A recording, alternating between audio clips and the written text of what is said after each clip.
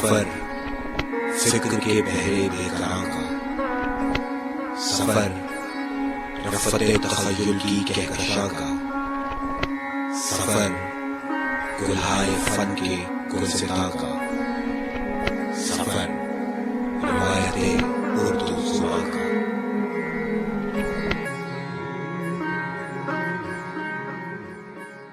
बिस्मिल्लाहिर्रहमानिर्रहीम। अस्सलाम वालेकुम। बीएड ऑनर्स के कोर्स मुताला उर्दू अदब के साथ वर्चुअल यूनिवर्सिटी ऑफ पाकिस्तान के सिलसिला तदरीस में मैं हूं फैसल कमाल हैदरी। अजीज तलबा, वक्त का धारा बहता चला जाता है और हम देखते ही देखते सदियों का सफ़र तय कर जाते हैं और मालूम भी नहीं होता कि हम चंद ही महीनों में क़िरत के ज़रिए, अपनी अफ़हाम व तफ़हीम के ज़रिए, तदरीसी मराहिल के ज़रिए और इल्म की तरसील के ज़रिए हम हज़ारों सालों का सफ़र तय कर जाते हैं। आज से कमोबेश 2-2.5 माह कबल हमने मुताला उर्दू अदब के सफ़र का आगाज़ किया था और आप सोचिए कि हमने अपने पहले लेक्चर में कमोबेश 1000 साल कबल की तारीख़ से आगाज़ किया, उर्दू ज़बान की तारीख़ पर गौर व ख़ौज़ किया और नताइज अख़ज़ किए, फिर हिस्सा शेर का मुताला किया और फिर हिस्सा नसर का मुताला करते हुए हम दौरे हाजिर तक पहुँच चुके हैं। हमारा वो सफ़र जो इस बात से शुरू हुआ था कि उर्दू ज़बान कहाँ से शुरू हुई थी, उर्दू ज़बान का मौलूद या जाए पैदाइश क्या था, और आज हम मुख्तलिफ़ असनाफ़ नज़्म व नसर पर गौर व ख़ौज़ करने के बाद, उनका अजमाली जायज़ा लेने के बाद, शामिल निसाब मशाहिर अदब का मुताला कर लेने के बाद हम आज दौरे हाजिर में पहुँच चुके हैं। और आज के इस लेक्चर से हम हिस्सा नसर के आखिरी सिलसिला लेक्चर का आगाज़ करेंगे। यानी आप जानते हैं कि हमने हिस्सा नसर में मुख्तलिफ़ असनाफ़ का मुताला किया और इस सिलसिला में हमने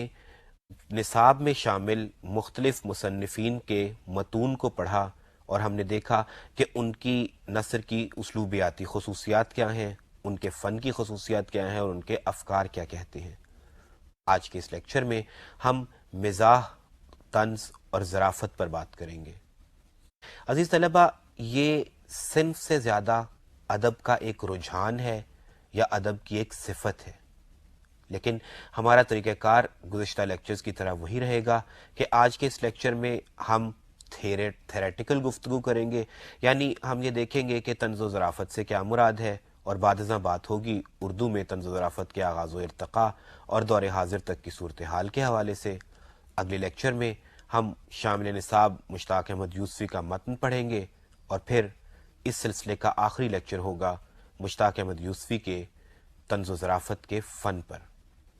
तो आइए आज की गुफ्तगू का बाकायदा आगाज़ करते हैं और देखते हैं कि तंज़ व ज़राफ़त या मिज़ाह है क्या। अज़ीज़ तलबा, ज़िंदगी मसाइल से, मसाइब व आलाम से भरपूर है। हम मुख्तलिफ़ तरह की मुसीबतों से गुज़रते हैं और ऐसा महसूस होता है कि गोया शायद मौसम गुल चंद लम्हों के लिए आता है और फिर फसल ख़ज़ां हमेशा हमेशा के लिए दयारे हस्ती पर डेरे डाल लेती है। लेकिन हकीकत ये है कि मुसर्रतों की खिलने वाली कलियां या मुस्कुराहटों के पत्तियां चंद लम्हों के लिए नहीं होती। बात यह है कि इंसान फितरी तौर पर मुश्किलात को, मसाइब व आलाम को और मुसीबतों को महसूस ज़रा कुछ ज़्यादा करता है। और वैसे भी आज का ये दौर कुछ ऐसा, यूँ कह लीजिए कि स्ट्रेन से भरपूर है, परेशानियों से या गम व आलाम से भरपूर है कि हमें लगता है कि शायद हमारी ज़िंदगी में मुसर्रतें आती ही नहीं, क्योंकि हमें मुस्कुराने का तो मौका बहुत कम मिलता ही है, लिहाजा कहकहों का तसव्वुर कदरे दूर की बात ही होती चली जा रही है। लेकिन इसके बावजूद ज़िंदगी मुसर्रतों और मुसीबतों दोनों से इबारत है। जब हम हंसते मुस्कुराते हैं तो हमें ऐसा महसूस होता है कि शायद हमारे गिरदो रवा में गम व आलाम या मुसीबतें हैं ही नहीं, और जब हम पर गम व आलाम के मौसम तारी होते हैं तो ऐसा महसूस होता है कि महबूस फ़ज़ाओं में मुस्कुराहटों की हवाओं के झोंके कभी आ ही नहीं पाएंगे। लेकिन ज़िंदगी अज़ीज़ तलबा मुस्कुराहटों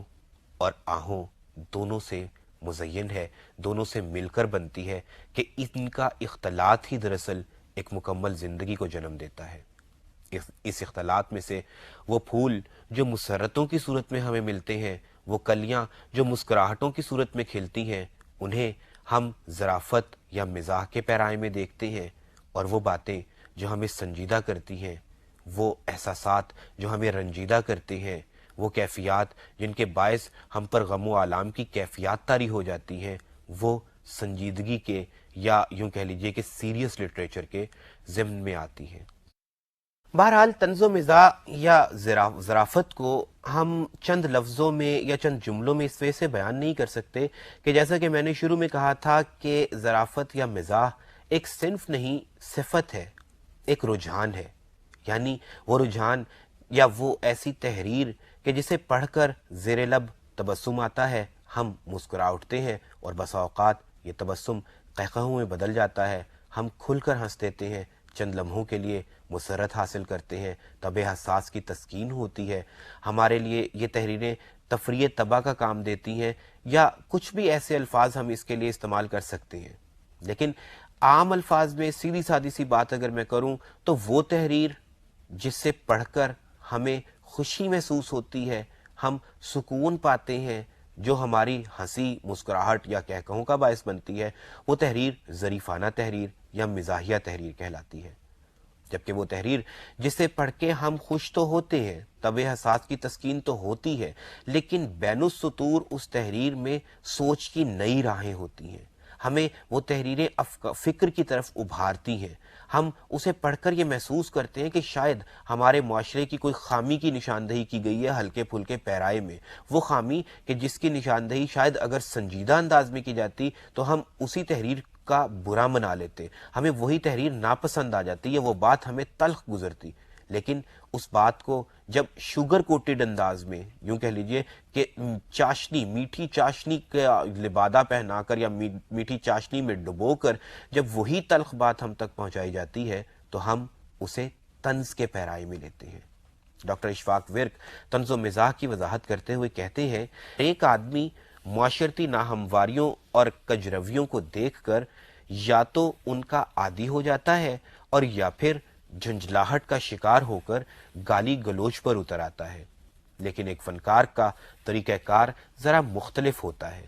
وہ معاشرے میں موجود ان چھوٹی چھوٹی خامیوں کو خوردبینی آنکھ سے دیکھتا ہے اور انہیں انلارج کر کے قارئین کے سامنے پیش کر دیتا ہے، جس کی نمایاں اور بگڑی ہوئی صورت دیکھ کر مضحکہ خیزی بھی پیدا ہوتی ہے اور سوچ کی نئی راہیں بھی متعین ہوتی ہیں۔ ان میں پہلی صورتحال مزاح سے پیدا ہوتی ہے، جبکہ دوسری صورت طنز کے نتیجے میں وجود پذیر ہوتی ہے۔ اب آپ دیکھیے کہ ایک صورت کیا ہے کہ مضحکہ خیزی،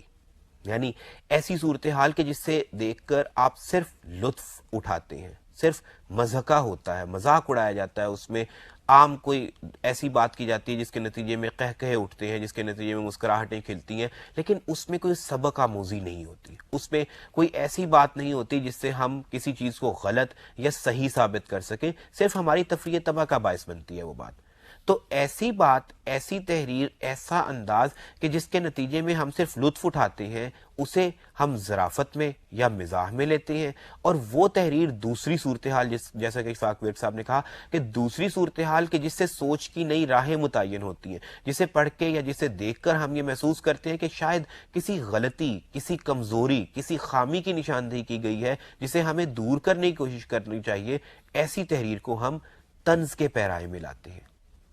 اور عزیز طلبہ، بات یہ ہے کہ طنز اور ظرافت یا مزاح دونوں دراصل ایک دوسرے کے لیے لازم و ملزوم ہیں۔ یہ ممکن تو ہے کہ کوئی تحریر صرف مزاح سے بھرپور ہو، اس میں کوئی سبق آموزی نہ ہو یا اس میں طنز کا ایلیمنٹ نہ پایا جائے، لیکن طنز اگر ظریفانہ انداز میں نہ ہو تو وہ پھر طنز نہیں رہتا، وہ طعن و تشنیع بن جاتا ہے۔ یعنی کوئی بھی ایسی سخت بات جسے ہم ہنستے مسکراتے نہیں کہتے بلکہ واقعتاً سنجیدگی میں کہتے ہیں، تو وہ بات پھر طنز نہیں رہتی بلکہ طعن و تشنیع یا سنجیدہ قسم کا اعتراض، نقطہ اعتراض بن جاتی ہے۔ لہٰذا مزاح اگر بے فائدہ ہوگا یا بے مقصد ہوگا تو وہ کھوکھلی ظرافت یا مزاح تو ہو سکتی ہے، لیکن طنز کے لیے ضروری ہے کہ اس میں ظرافت موجود ہو، اور اچھا مزاح بھی بہرحال عزیز طلبہ وہی ہوتا ہے کہ جس میں سبق آموزی ہو، جس میں کسی بات کا درس دیا جائے. صرف ایسا نہ ہو کہ ہم ٹھٹھوں میں یا کہکہوں میں کسی بات کو سن کر اڑا دیں. لہٰذا ضروری ہے کہ اچھا مزاح پیدا کیا جائے ایسی صورت میں کہ اس میں کوئی سبق آموزی کی بات ہو، لطیف سا صحیح، ہلکا پھلکا سا صحیح، لیکن طنز کا کسی حد تک ایلیمنٹ ہوگا تو وہ مزاح، وہ ظرافت زیادہ دیر تک قائم و دائم رہے گی. اگر ہم مختصر سے انداز میں آگے بڑھیں اور گفتگو کا دائرہ کار وسیع کرتے ہوئے مزاح یا طنز و ظرافت کی تعریف سے آگے بڑھ کر ہم یہ دیکھنے کی کوشش کریں کہ مزاح کے عناصر کیا ہیں، تو ڈاکٹر وزیر آغا مزاح کے عناصر پر بات کرتے ہوئے چند مخصوص عناصر کی نشاندہی کرتے ہیں، جس میں پہلا رعایت لفظی ہے، دوسرا مزاحیہ صورت واقعہ، تیسرا مزاحیہ کردار، چوتھا پیرڈی اور پانچواں طنز. دیکھیے، رعایت لفظی یعنی لفظوں کے ذریعے مزاح پیدا کرنا، لفظوں کے اکھاڑ پچھاڑ سے، لفظوں میں تھوڑی سی ترتیب بدل کر، لفظوں کا تلفظ بدل کر، لفظوں کی معنویت کو، یعنی یوں کہہ لیجئے کہ لفظوں کے معنویت کو ایکسٹینڈ کر کے، ایکسٹینشن آف میننگز جس کو ہم، یعنی توسیع معنویت جس کو ہم کہتے ہیں، کہ معنی نئے پہنا کے جو مزاح پیدا کیا جاتا ہے اسے ہم رعایت لفظی کہتے ہیں. جب آگے چل کر ہم بات کریں گے آغاز و ارتقاء کے حوالے سے تو اس وقت میں اس کی مزید وضاحت بھی کروں گا، یا جب ہم لوگ مشتاق احمد یوسفی کا متن پڑھیں گے تو از خود اس کی وضاحت خاصی حد تک ہو جائے گی. اگر مزاحیہ صورت واقعہ کا تذکرہ ہو تو اس سے مراد یہ ہے کہ ہم کوئی ایسا واقعہ گھڑتے ہیں، کوئی ایسی صورتحال پیدا کرتے ہیں جو کہ مضحکہ خیز ہوتی ہے، جس سے مزاح پیدا ہوتا ہے. مزاحیہ کردار، جیسا کہ بذات خود لفظ سے ظاہر ہے کہ وہ کردار جو یوں کہہ لیجئے کہ معاشرتی روش سے قدرے ہٹا ہوتا ہے، sort of a social rebel جس کو ہم کہہ سکتے ہیں، سماجی باغی ٹائپ ایک ایسا انسان جو عمومی روایات سے ہٹ کر اس کا لباس، اس کا بولنے چالنے کا انداز، اس کا رہن سہن، اس کا سوچنے کا انداز، اس کا چیزوں کو دیکھنے کا انداز، یعنی ایک ایسا مکمل کردار جو معاشرتی کامن ان روایات سے قدرے ہٹا ہوتا ہے جن پر آج کل ہم زندگی گزار رہے ہیں، یا جن پر کسی بھی متعینہ وقت میں ہم زندگی گزارتے ہیں. ان روایات سے قدرے ہٹا ہوا، نارمل صورتحال سے ہٹا ہوا ایک ایسا ایب نارمل کردار جس کو دیکھ کر ہم چونک جاتے ہیں، جس کو دیکھ کر یک وقت ہم اس کی طرف متوجہ ہو جاتے ہیں، وہ مزاحیہ کردار کے زمرے میں آتا ہے. جبکہ پیرڈی، جسے ہم اردو میں تحریف نگاری بھی کہہ سکتے ہیں، یعنی مثال کے طور پہ کسی بھی نظم کی یا کسی غزل کی یا کسی رائے کو مزاحیہ کر دینا، طنزیہ انداز میں اس کی، یعنی یوں کہہ لیجئے کہ اس کی نقل تیار کرنا، اور ایسی نقل تیار کرنا جس میں مزاح کا عنصر پایا جائے، تو اسے ہم پیرڈی کہتے ہیں. جبکہ طنز کی وضاحت عزیز طلبہ کچھ دیر قبل میں آلریڈی کر چکا ہوں. بہرحال تسلسل کو قائم رکھنے کے لیے یہاں پر اگر ایک دفعہ دوبارہ کرنا مقصود ہو تو میں یہ کہہ سکتا ہوں کہ طنز وہ بات شوگر کوٹڈ انداز میں، ہلکے پھلکے انداز میں کی گئی ایسی تلخ یا سنجیدہ بات کہ جسے اگر سنجیدگی کے پیرائے میں کیا جائے تو تلخیاں جنم لے، لیکن مزاح کے پیرائے میں کیا جائے تو اس سے سوچنے کے اور فکر کے نئے در واں ہوں. وہ تحریر یا وہ انداز طنز کہلاتا ہے. اور یہی وہ 5 عناصر ہیں جو دراصل مزاح یا طنز کو مکمل کرتے ہیں، اور طنز و ظرافت کا یہ رجحان ہمارے سامنے باقاعدہ طور پر ایک فن کی صورت میں آتا ہے. ہم لوگ روز اول سے ہنسنے مسکرانے کے عادی ہیں، لہٰذا یہ سوال کہ دنیا میں طنز و مزاح کا آغاز کہاں سے ہوگا، میری ذاتی رائے میں یہاں بنتا ہی نہیں ہے. بہرحال ادب کے اعتبار سے اگر میں بات کروں تو جہاں بہت سی دوسری اصناف کا آغاز یونان سے ہوا تھا، وہیں تربیہ، جس کو ہم لوگ انگلش میں کامیڈی کہتے ہیں، جس کی آسان اردو آج کل ہم لوگ طنز و ظرافت کے انداز میں کر لیتے ہیں، تربیہ کا آغاز بھی یونان ہی سے ہوا تھا. لیکن ارسطو کی کتاب بوتیقہ، جس کا میں گزشتہ لیکچرز میں مختلف انداز میں تذکرہ کر چکا ہوں، اس میں صرف المیے کے عناصر مکمل ملتے ہیں، المیے پر پوری بحث ملتی ہے. اس کی ایک وجہ تو یہ ہے کہ اس کے نزدیک، ارسطو کے نزدیک، المیہ ادب کی اعلیٰ ترین یا شاعری کی اعلیٰ ترین صورت تھا، جبکہ تربیہ اس کے نزدیک ادب کی یا شاعری کی قدرے گھٹیا یا نچلے درجے کی ایک قسم تھی. یہی وجہ ہے کہ اس نے المیے کے عناصر پر تفصیل سے بات کی ہے. اور دوسری وجہ یہ ہے کہ ناقدین کا یہ بھی ماننا ہے کہ شاید بوتیقہ میں یا پوئٹکس میں ارسطو نے باقی تمام تر اقسام، یعنی جس میں تربیہ بھی آتا ہے، رزمیہ بھی آتا ہے یا غنائیہ بھی آتا ہے، کو بھی ارسطو نے اپنے طور پر واضح کیا تھا، لیکن بدقسمتی سے ہم تک جو چیز پہنچی ہے یا اس رسالے کا یا اس کتاب کا جو حصہ ہم تک پہنچا ہے، اس میں المیہ کے عناصر تو تفصیل سے بیان کیے گئے ہیں، باقی اقسام پر جزوی نوعیت کی بات کی گئی ہے، ان کے عناصر یا ان کے فن کی باقاعدہ طور پہ خصوصیات ہمارے سامنے نہیں آتی۔ لیکن اس سے یہ ضرور پتہ چل جاتا ہے ہمیں کہ یونان میں جہاں المیاتی ڈرامے یا المیاتی شاعری، جس کو کہ ڈرامے کی صورت میں ڈیمونسٹریٹ کیا جاتا تھا سٹیج پہ، وہ تو باقاعدہ طور پہ تھی ہی، لیکن بہرحال وہاں پہ مضحکہ خیز قسم کے ڈراماز یا تربیہ ڈرامے میں پیش کیے جاتے تھے، جن کا بنیادی مقصد عزیز طلبہ کہا یہ جاتا ہے کہ اس وقت دیوی دیوتاؤں کو منانا ہوتا تھا، جس میں کردار مختلف النوع قسم کی ہٹی ہوئی ایب نارمل حرکات و سکنات کے ذریعے، مضحکہ خیز صورتحال کے ذریعے، مختلف نوعیت کے رقص کے ذریعے دیوی دیوتاؤں کو منانے کی کوشش کرتے تھے۔ اور وقت گزرنے کے ساتھ ساتھ مزاح اور طنز باقاعدہ طور پہ ادب کا حصہ بنتا چلا گیا، اور آج دنیا کے ہر ادب میں طنز و مزاح کو باقاعدہ طور پہ ایک رجحان اور ایک صفت کے روپ میں تسلیم بھی کیا جاتا ہے، پڑھا بھی جاتا ہے اور پسند بھی کیا جاتا ہے۔ عالمی ادبیات کی طرح اردو میں بھی طنز و ظرافت کا آغاز ادب کے ساتھ ہی ہو گیا تھا، اور ہم دیکھتے ہیں کہ اردو ادب میں طنز و ظرافت باقاعدہ طور پہ ہمیں روز اول سے ہی نظر آتا ہے۔ اگر آپ سبرس کا مطالعہ کریں، جس کے متعلق میں نے مختلف لیکچرز میں بتایا تھا، خاص طور پہ جب ہم نے حصہ نثر کا آغاز کیا تو تب میں نے بتایا تھا کہ اردو نثر کی پہلی داستان ہونے کا اعزاز ملا وجہی کی سبرس کو حاصل ہے، تو طنز و ظرافت کے عناصر ہمیں اس میں مل جاتے ہیں۔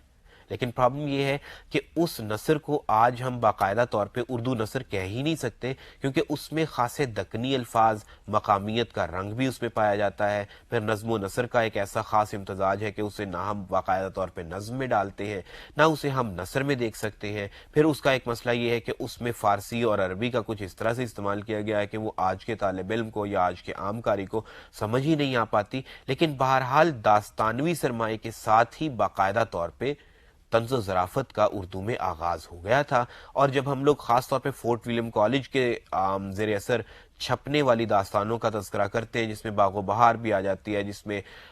طلسم ہوشربا بھی آ جاتی ہے، یا قصہ بے نظیر بھی آ جاتا ہے، ان تمام تر داستانوں میں ہمیں کسی نہ کسی صورت میں طنزیہ اور مزاحیہ نوعیت کے کردار مل جاتے ہیں۔ لیکن اس وقت کے داستان گوئیوں کے ذہن میں باقاعدہ طور پر یہ نہیں تھا کہ وہ اس رجحان کو پروان چڑھانا چاہ رہے ہیں، بلکہ اس وقت یہ کردار زندگی کے یوں کہہ لیجئے کہ لازمی عناصر کے طور پہ ہمارے سامنے آتے تھے کہ ہماری عام زندگی میں بھی، ہماری عام بول چال میں بھی ہمارے سامنے بہت سے ایسے کردار ہوتے ہیں جنہیں ہم باقاعدہ طور پہ مسخرے یا بھانڈ تو تصور نہیں کرتے، لیکن ان کی وٹ، ان کی حصے مزاح کے باعث ان کو ہم یہ ضرور کہتے ہیں کہ یہ خاصا ظریف نوعیت کا آدمی ہے، یا اس کی گفتگو میں خاصا مزاح پایا جاتا ہے، اس کی سینس آف وٹ یا اس کی وٹ بہت اچھی ہے۔ تو بہرحال انہی کرداروں کو داستانوی سرمایہ میں ہمارے داستان گوئیوں نے ہمارے لیے پیش کیا تھا۔ اگر میں یعنی وٹی ہونے کی بات کروں تو داستانوی سرمایہ کے بعد سب سے اہم ترین نام جو آتا ہے وہ ہے مرزا اسد اللہ خان غالب کا۔ آپ جانتے ہیں کہ جب ہم نے ان کی شاعری کا مطالعہ کیا تھا تو تب بھی ہم نے ان کے ہاں پائے جانے والے احساس طرب کی بات کی تھی، یا مزاح کی یا طنز کی بات کی تھی، اور جب میں نے ان کے خطوط پر لیکچر دیے تھے تو تب بھی ہم نے ان کی اسلوبیاتی خصوصیات کا ایک اہم ترین جزو ان کے ہاں پائے جانے والا طنز و ظرافت کہا تھا۔ اور طنز و ظرافت کے حوالے سے میں نے اس وقت غالباً یہ بھی بتایا تھا آپ کو کہ مولانا الطاف حسین حالی نے تو یہاں تک کہا تھا کہ غالب حیوان ناطق نہیں، حیوان ظریف ہے، یعنی ان کی تحریروں میں ہمیں باقاعدہ طور پہ طنز و ظرافت دیکھنے کو ملتا ہے۔ جب ہم نے ان کا نصاب میں شامل خط پڑھا تھا، خاص طور پہ دوسرا خط جو نواب علائی کے نام لکھا تھا، علاؤ الدین علائی کے نام انہوں نے لکھا تھا، اس میں بھی طنز و ظرافت کی نمایاں طور پہ خصوصیات ہمیں نظر آئی تھی، جسے میں نے اس وقت بلیک ہیومر سے تعبیر کیا تھا، جس پہ آگے چل کر ہم اس لیکچر میں بھی یا نیکسٹ لیکچر میں جب ہم لوگ مشتاق احمد یوسفی کے فن کے حوالے سے بات کریں گے تب بھی اس بلیک ہیومر پر بات ہوگی۔ تو غالب کے خطوط میں ہمیں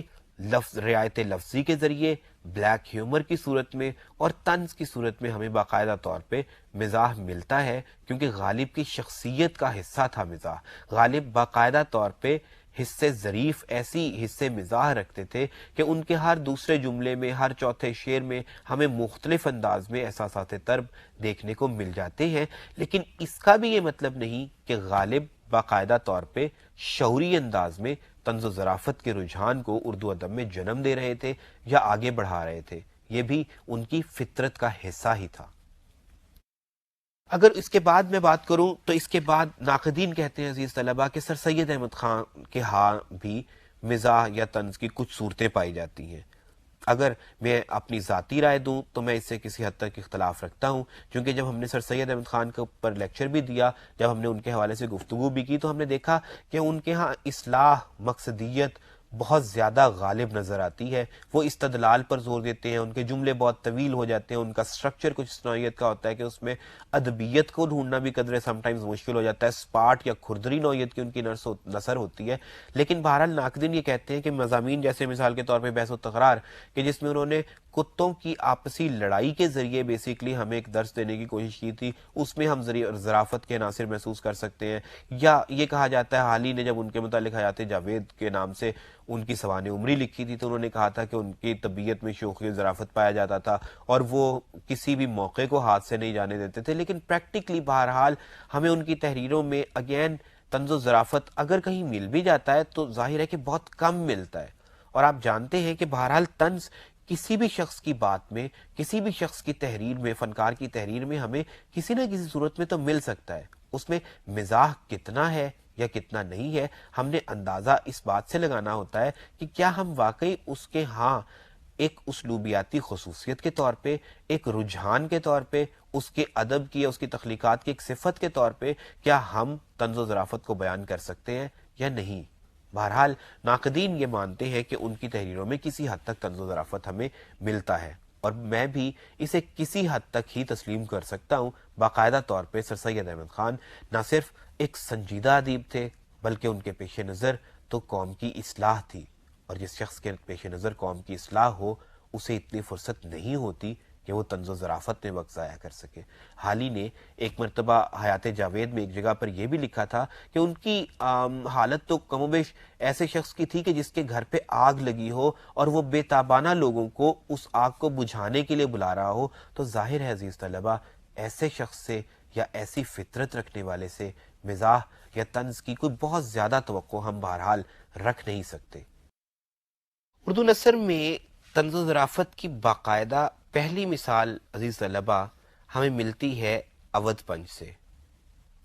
اودھ سے نکلنے والا یہ اخبار دراصل سر سید تحریک کے رد عمل میں سامنے آیا تھا، یعنی سر سید احمد خان کا خاص فکر جس کے تحت وہ مسلمانوں کو اس بات کا درس دے رہے تھے کہ انہیں ابھی سیاست میں حصہ نہیں لینا چاہیے، انہیں ابھی یوں کہہ لیجئے کہ مشرقیت پر اس طرح سے زور نہیں دینا چاہیے، بلکہ ضرورت اس امر کی ہے کہ وہ مغربی تعلیم حاصل کریں، وہ انگریزوں سے تعلقات اچھے کریں، افہام و تفہیم کے انداز میں چلیں، مل جل کے امن کے ساتھ چلنے کی کوشش کریں، کہ سب سے پہلے انہیں تعلیم کے زیور سے آراستہ ہونا ہوگا تاکہ وہ قومی اور ملی شعور کی بیداری کے بعد وسیع نظری کے ساتھ مسلمانوں کے حقوق کا تحفظ کر سکیں۔ لیکن دوسری طرف کچھ ایسی تحریکیں تھیں، دوسری طرف کچھ ایسے لوگ تھے جو دراصل ان کے ان نظریات کے خلاف تھے، ان نظریات کے مخالف تھے، لہٰذا انہوں نے مختلف انداز میں پرچار شروع کیا اپنے افکار کا، اور انہوں نے سر سید احمد خان پر تنقید شروع کی۔ لہٰذا اگر میں اپنی پچھلی گفتگو کی کنٹینیوٹی بناؤں تو ہم یہ کہہ سکتے ہیں کہ سر سید احمد خان کے ہاں تو مزاج زیادہ نہیں پایا جا سکتا، ہاں ان کی شخصیت، ان کے افکار اور ان کی تحریریں اردو میں طنز و مزاح یا طنز و ظرافت کی باقاعدہ روایت کا باعث ضرور بنی کہ جب اودھ پنچ کے نام سے ایک اخبار نکلا جس کے مدیر تھے منشی سجاد حسین،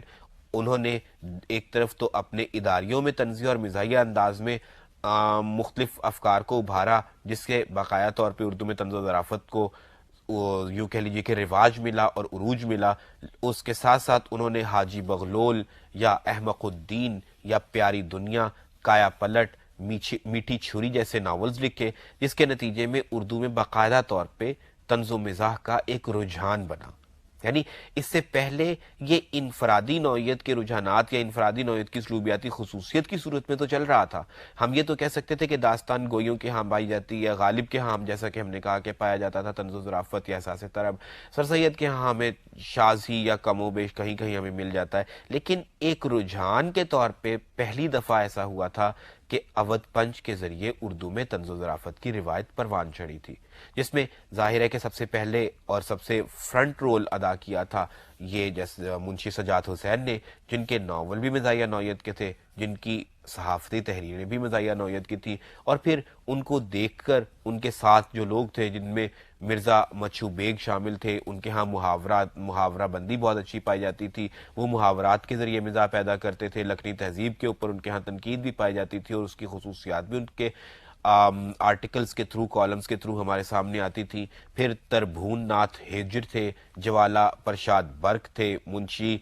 احمد علی تھے، منشی احمد علی شوق تھے، یا سید ممتاز حسین، اسی طرح سے مولوی سید عبد الغفور شہباز. یہ وہ لوگ تھے جنہوں نے اپنے اپنے انداز میں اودھ پنچ میں مختلف نوعیت کے آرٹیکلز لکھے، مضامین لکھے، جس سے اردو میں باقاعدہ طور پہ طنزیہ، مزاحیہ یا ظریفانہ نوعیت کی تحریروں کو رواج ملا. اور آج بھی جب ہم لوگ اردو طنز و ظرافت کی روایت کی بات کرتے ہیں تو سب سے پہلی طنزیہ اور مزاحیہ تحریک کے طور پہ جب کبھی بھی نام آتا ہے تو وہ ہمیشہ اودھ پنچ کا ہی آتا ہے، وہ اخبار جو اودھ سے نکلا تھا اور جس میں ان مذکورہ لوگوں نے اپنے اپنے انداز میں اپنی اسلوبیاتی چاشنی کے ذریعے طنز اور ظرافت کی مختلف نوعیت کی پھلجھڑیاں ہمارے لیے چھوڑی تھی، جو آج کے قارئین کے لیے بھی خاصی مفید نظر آتی ہیں. ان کے بعد منشی رتن ناتھ سرشار، پنڈت رتن ناتھ سرشار، بیسیکلی ان کا تذکرہ جب ہم نے ناول کا مطالعہ کیا تھا اور ناول کے ارتقاء پر جب ہم نے بات کی تھی تو اس وقت فسانہ آزاد کے حوالے سے میں نے پہلے بھی ان کا تذکرہ کیا تھا. داستانوی نوعیت کا ایک ایسا ناول کہ جس میں ربط تو قدرے کم پایا جاتا ہے، تسلسل بھی نہیں ہے، پلاٹ بکھراؤ کا شکار ہے، ایسا محسوس ہوتا ہے کہ کردار جو ہے افراط و تفرید کا شکار ہو جاتے ہیں. لیکن انہوں نے اپنی کردار نگاری کے ذریعے اور خاص طور پر ان کا جو کردار خوجی تھا اس کے ذریعے انہوں نے ایک ایسی صورتحال ضرور پیدا کر دی تھی کہ جو ان کے ناول کو اردو طنزیہ اور مزاحیہ روایت کے سلسلے میں امر کر گئی. یعنی ان کا یہ کردار خوجی جو اپنی حرکات و سکنات کے ذریعے، اپنے افکار کے ذریعے، اپنے سوچنے کے انداز کے ذریعے جو مزاح پیدا کرتا ہے، وہ واقعتاً اردو میں اس سے پہلے اس نوعیت کا کردار بہرحال اردو زبان میں یا اردو ادبیات میں بہت کم ہی دیکھنے کو ملا تھا. یوں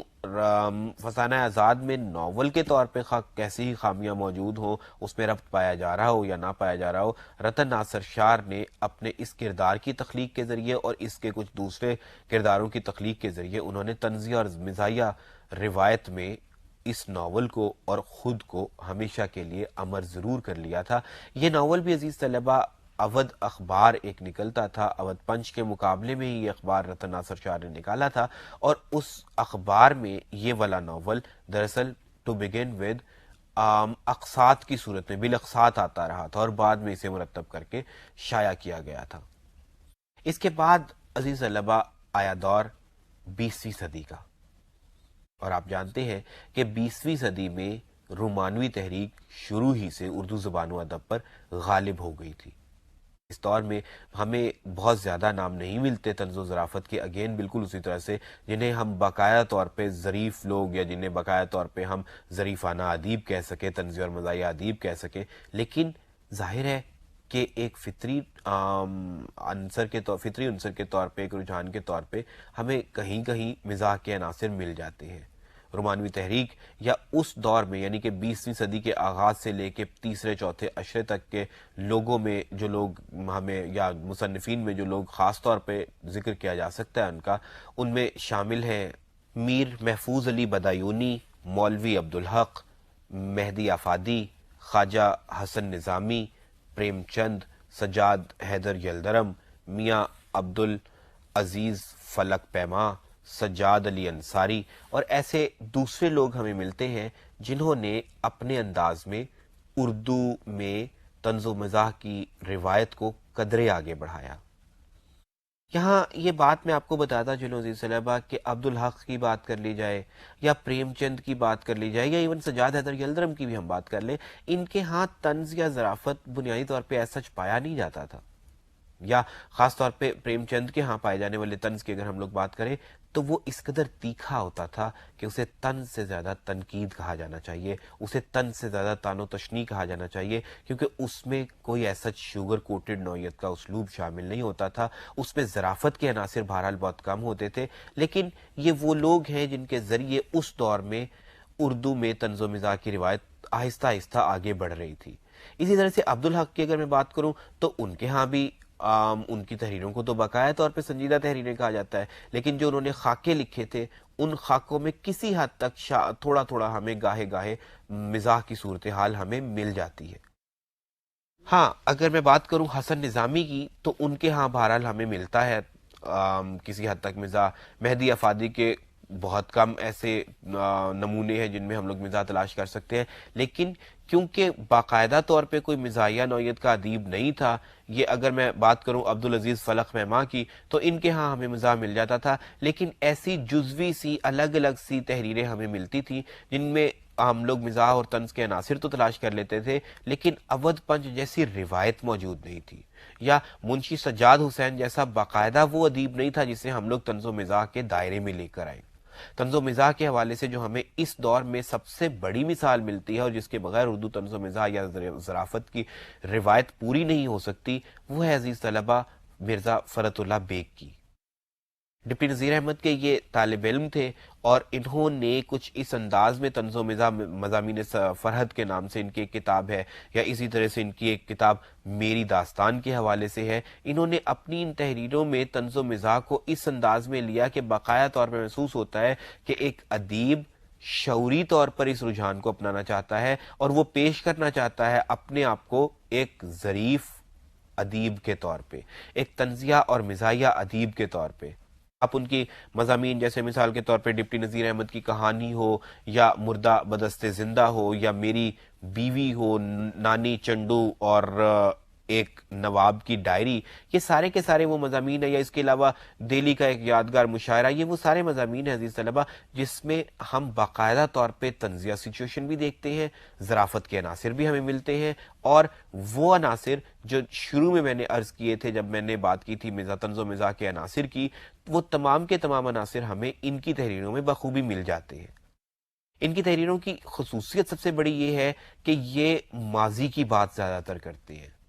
شاید بہت نوسٹیلجک نوعیت کے انسان تھے اس وجہ سے، یا ان کا ماضی کچھ ایسا تھا جو انہیں ایونٹ سے بھرپور لگتا تھا اور ان کو ان کا اپنا حال انہیں ایونٹ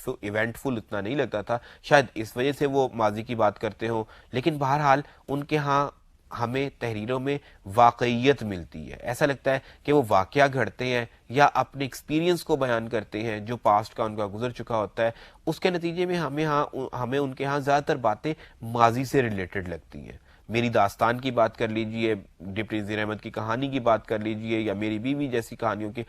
مضامین کی بات کر لیجئے، سب میں ایسا محسوس ہوتا ہے کہ وہ پاسٹ سے ریلیٹڈ بات کر رہے ہیں۔ بہرحال یہ ضرور ہے کہ انہیں ہم باقاعدہ طور پہ یہ کہتے ہیں کہ اودھ پنچ کے ادیبوں کے بعد، اودھ پنچ کے لکھنے والوں کے بعد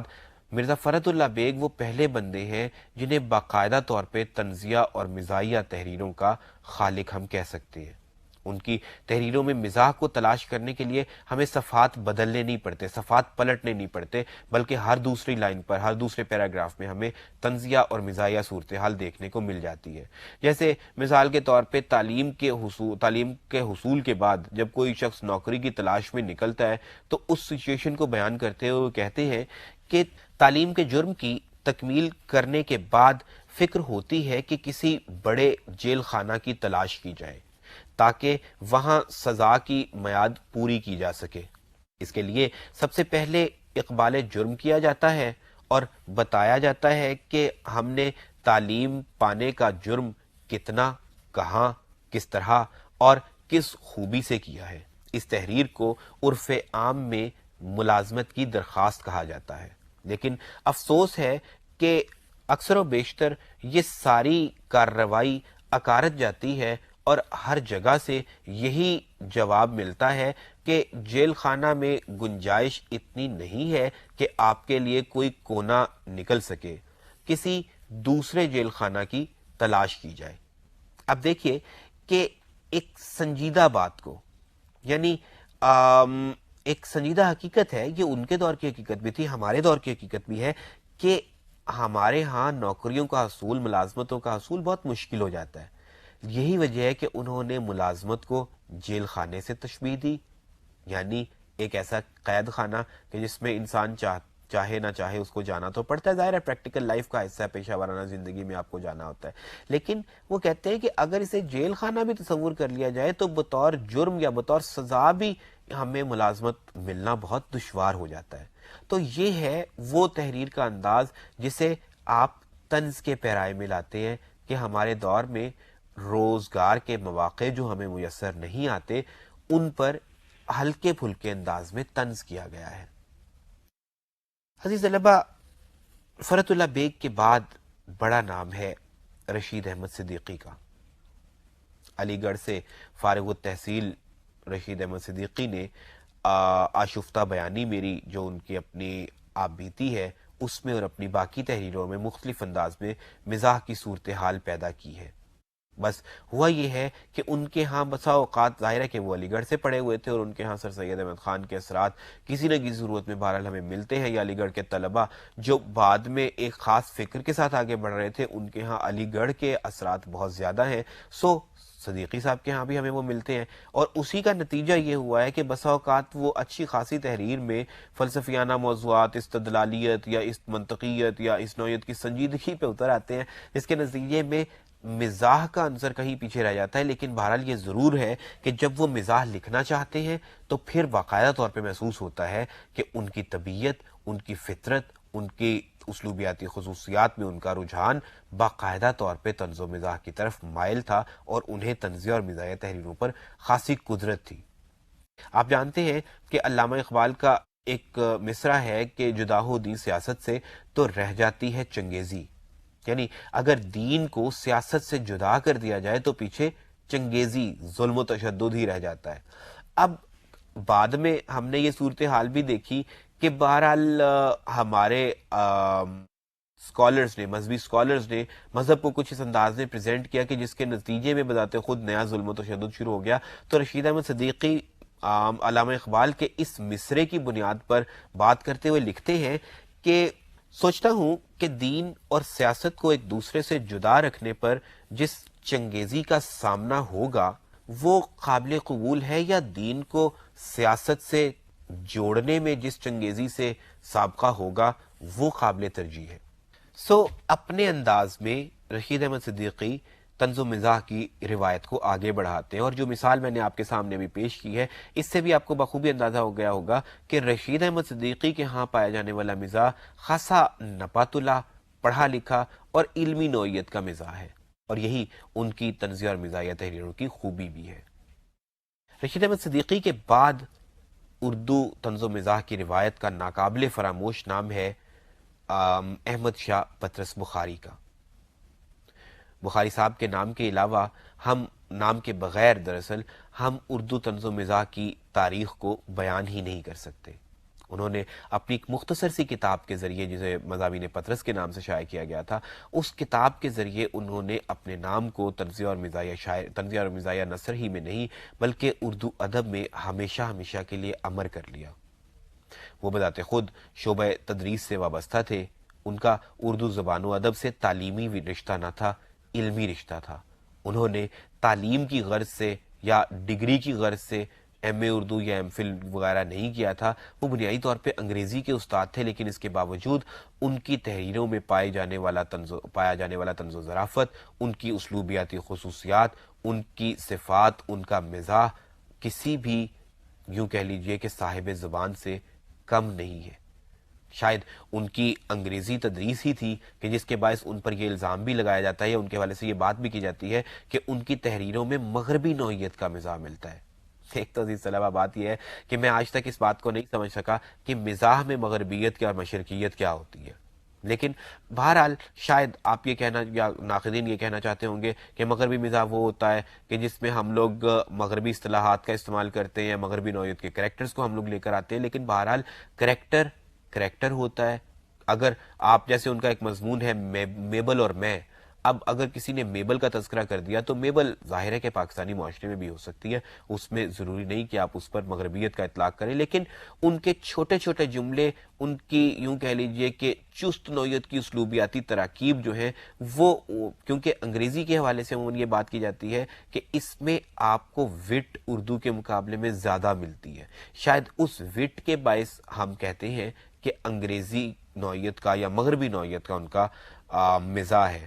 بہرحال میبل اور میں کے علاوہ اس بات کا اطلاق ان کی اسلوبیاتی خصوصیات پر مشکل ہی سے کیا جا سکتا ہے۔ ان کے معروف مضامین ہیں جن میں کتے بہت خاصا زیادہ معروف ہے، مرحوم کی یاد میں، پھر مرید پور کا پیر یا لاہور کا جغرافیہ، یہ وہ مضامین ہیں جنہیں آج بھی لوگ پڑھتے ہیں اور ایک دفعہ نہیں کئی بار پڑھتے ہیں، اور ہر دفعہ پڑھ کے نئی لذت، نئی تسکین، نیا لطف ملتا ہے۔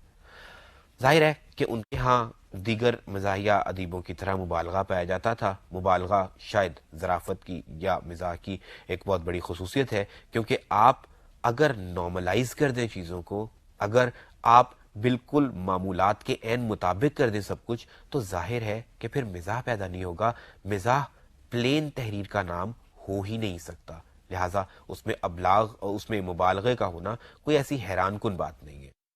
پطرس بخاری صاحب کا ایک اور بڑا کارنامہ اردو کی آخری کتاب ہے۔ یہ بھی ایک مضمون ہے، ابن انشا کے نام سے ایک کتاب، ابن انشا نے دراصل اس نام سے ایک کتاب بھی لکھی تھی، لیکن ان سے پہلے پطرس بخاری کا یہ مضمون اردو کی آخری کتاب، یہ دراصل محمد حسین آزاد نے ایک کتاب لکھی تھی، اردو کی پہلی کتاب،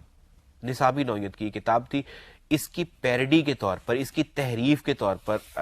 پطرس بخاری صاحب نے یہ کتاب لکھی، جس میں انہوں نے طنزیہ اور مزاحیہ سچویشنز کو مختلف انداز میں ہمارے لیے پیش کیا اور بتایا کہ دراصل آج اردو کا حال کیا ہو گیا اور اردو کی سچویشن ہے کیا۔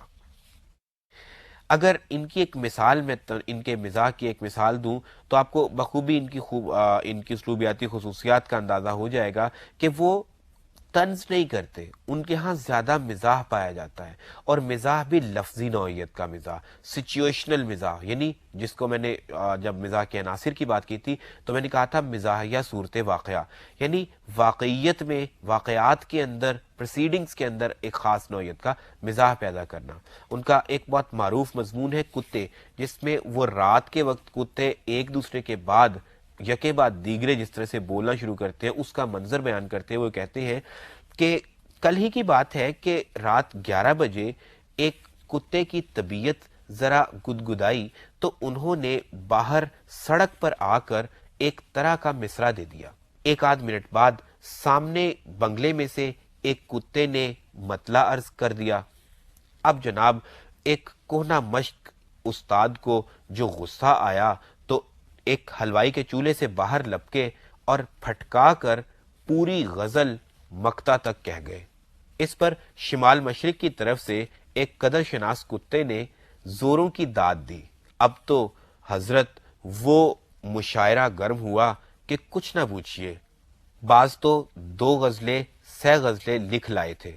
کئی ایک نے فی البدی قصیدے کے قصیدے پڑھ ڈالے۔ وہ ہنگامہ گرم ہوا کہ ٹھنڈا ہونے میں نہیں آتا، ہم نے کھڑکی میں سے 1000 دفعہ آرڈر آرڈر پکارا، لیکن ایسے موقعوں پر پردھان کی بھی کوئی نہیں سنتا۔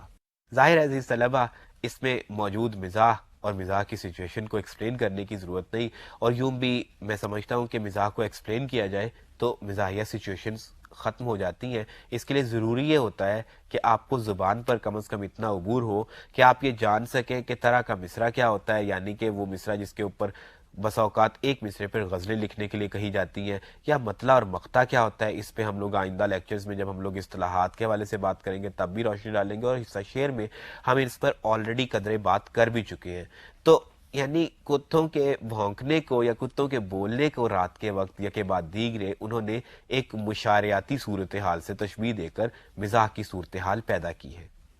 بہرحال احمد شاہ بخاری کے بعد، احمد شاہ پطرس بخاری کے بعد جن کا نام ہم طنز و مزاح کی روایت میں لیتے ہیں وہ ہے ابن انشا۔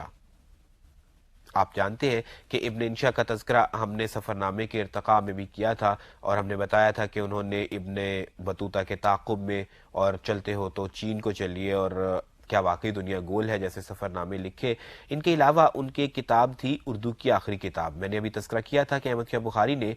ایک کتاب نہیں، ایک مضمون لکھا تھا اردو کی آخری کتاب کے نام سے، جبکہ ابن انشا نے اسی نام سے ایک پوری کتاب لکھی۔ یہ بھی بالکل اسی طرح تحریف کا ایک نمونہ ہے جیسا کہ میں نے اس مضمون کو قرار دیا تھا، یعنی تحریف سے مراد اصل کی بجائے ایک نقل بنانا اور ایک سنجیدہ بات کو ایک طنزیہ اور مزاحیہ بات میں تبدیل کر دینا، جیسا کہ پطرس بخاری کے حوالے سے میں نے کہا تھا کہ انہوں نے اردو کی آخری کتاب کے نام سے ایک مضمون لکھا، یا لاہور کا جغرافیہ ان کا ایک مضمون تھا جو ایک پنجاب کا جغرافیہ کے نام سے کتاب ایک آئی تھی، اس کی پیروڈی تھی، اس کی تحریف تھی۔ اسی طرح سے ابن انشا نے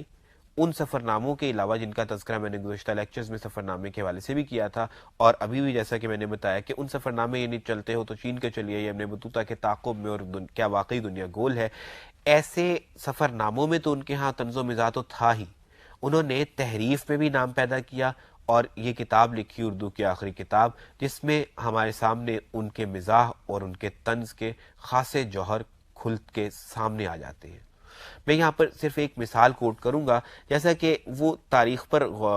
روشنی ڈالتے ہوئے کہتے ہیں کہ شاہ اورنگزیب عالمگیر بہت لائق اور متدین بادشاہ تھا، دین اور دنیا دونوں پر نظر رکھتا تھا۔ اس نے کبھی کوئی نماز قضا نہ کی اور کسی بھائی کو زندہ نہ چھوڑا۔ بعض لوگ اعتراض بھی کرتے ہیں مؤخر ذکر بات پر، حالانکہ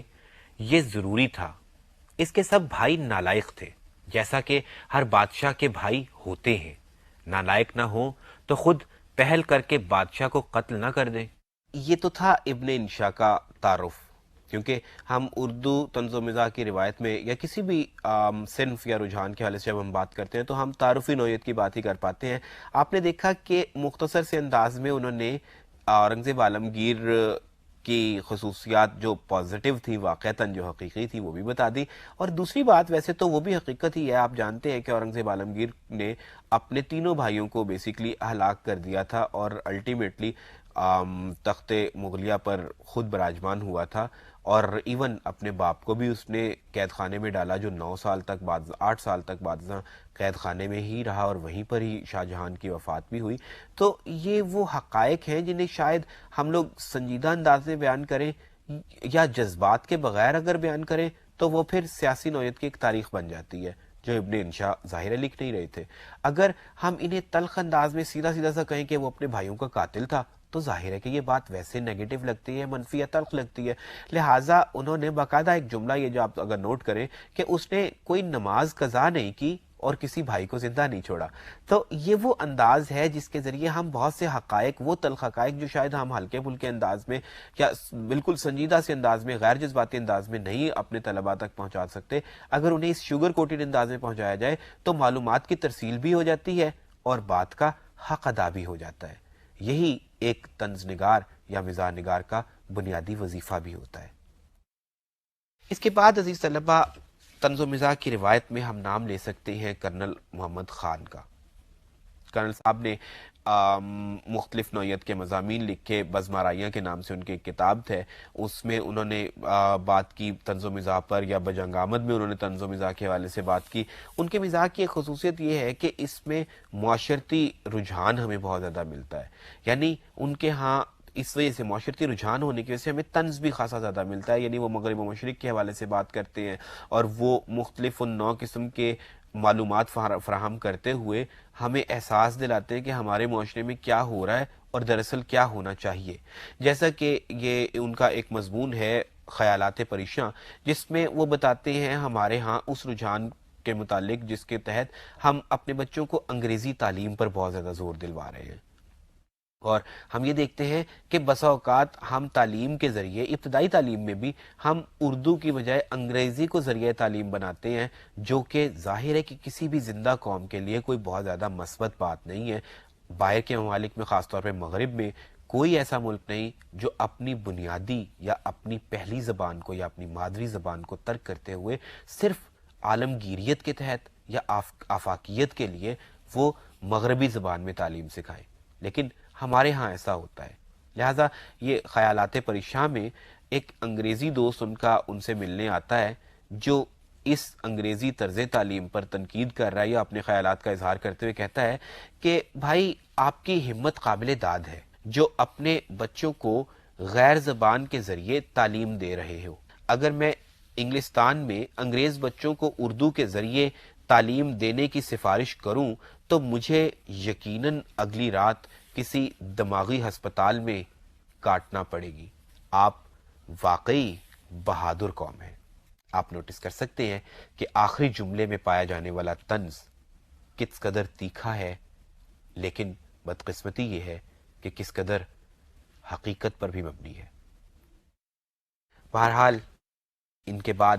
ہم تذکرہ کرتے ہیں شفیق الرحمان کا. شفیق الرحمان اردو طنز و ظرافت کے میدان میں اپنی مثال آپ ہیں. ان کی ایک نہیں بہت سی کتابیں ہیں اور ہر ایک کتاب خواہ حماقتیں کا تذکرہ کیجیے یا مزید حماقتیں کا تذکرہ کیجیے یا دجلہ کا تذکرہ کیجیے جس پر ہم نے گزشتہ لیکچرز میں بات بھی کی تھی سفرنامہ نگاری کے حوالے سے، ان میں پایا جانے والا مزاح اور ان کے ردر ہر دوسرے جملے میں پایا جانے والا مزاح فطری نوعیت کے مزاح کی بہترین مثال ہے. شفیق الرحمان پر ہم نے کیونکہ باقاعدہ طور پہ ان کا متنی مطالعہ بھی کیا، پھر ان کے علاوہ ہم نے ان کے سفرنامہ دجلہ کا جو پہلا حصہ جو نیل کے مضمون کا ہم نے مطالعہ کیا تھا متن میں، اور پھر بعد ازاں ان کی فنکارانہ صلاحیتوں کا مجموعی جائزہ بھی ہم نے لیا اگلے لیکچر میں. ہمیں ان کے مزاح پر یا ان کی خصوصیات اسلوب پر ہمیں زیادہ بات کرنے کی ضرورت نہیں. لیکن یہاں میں یہ ضرور کہوں گا کہ دو نام ہیں جدید مزاح کی تاریخ میں، ایک شفیق الرحمان کا اور دوسرا مشتاق احمد یوسفی کا. اور ہم نے آپ کے اس نصاب میں ان دونوں کا اہتمام کیا ہے. ان دونوں کو نصاب میں شامل کرنے کے لیے ہم نے شفیق الرحمان کو سفرنامہ کی ذیل میں آپ کے لیے پیش کیا اور مشتاق احمد یوسفی کا مطالعہ ہم آنے والے لیکچرز میں مزاح کے رجحان کے طور پر کریں گے. شفیق الرحمان پر تو گفتگو ہو چکی بہت سی، مشتاق احمد یوسفی پر آئندہ لیکچرز میں گفتگو ہوگی. یہاں میں یہ ضرور بتاؤں گا عزیز طلبہ کہ دراصل وہ قومیں جو اپنے مزاح کو مضبوط نہیں کرتی، جو مہذب انداز میں ہنسنا نہیں جانتی، جو تہذیب اور شائستگی کے ذریعے طنز پر یقین نہیں رکھتی، ان قوموں کی غلطیاں، ان قوموں کی کمزوریاں اور ان قوموں کے مسائل کبھی حل نہیں ہوتے، کیونکہ وہ قومیں سنجیدہ انداز میں خود پر سوچ نہیں سکتی یا اپنی کمزوریوں کو حل نہیں کرنا چاہتی کہ اس سے ان کی تلخیاں نمایاں ہو جاتی ہیں، اور ان کا مزاح انہیں اس بات کی اجازت نہیں دیتا کہ وہ اپنی کمزوریوں یا کوتاہیوں پر نظر کر سکیں.